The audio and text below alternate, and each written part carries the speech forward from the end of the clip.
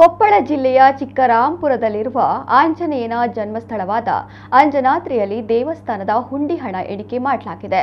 ಅನೇಕ ವಿದೇಶಿ ಭಕ್ತರು ಇಲ್ಲಿಗೆ ಭೇಟಿ ನೀಡುತ್ತಿರುವ ಕಾರಣ ಪ್ರತಿ ತಿಂಗಳು ಇಲ್ಲಿ ಹಣದ ಎಣಿಕೆ ಕಾರ್ಯ ನಡೆಸಲಾಗುತ್ತದೆ.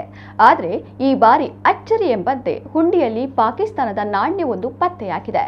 ಇದು ಜನರ ಕುತೂಹಲಕ್ಕೆ ಕಾರಣವಾಗಿದ್ದು, ಪಾಕಿಸ್ತಾನದಿಂದ ಹಲವು ಭಕ್ತರು ಯಾರಾದರೂ ಇಲ್ಲಿಗೆ ಭೇಟಿ ನೀಡಿದ್ದಾರಾ ಎಂಬ ಅನುಮಾನ ಆರಂಭವಾಗಿದೆ. ಇನ್ನು ಪಾಕಿಸ್ತಾನ ಮಾತ್ರವಲ್ಲದೆ ನೇಪಾಳ, ಅಮೆರಿಕ, ಮೊರಕ್ಕೋ ಹಾಗೂ ಶ್ರೀಲಂಕಾದ ನಾಣ್ಯಗಳು ಇಲ್ಲಿ ಹುಂಡಿಯಲ್ಲಿ ಪತ್ತೆಯಾಗಿವೆ.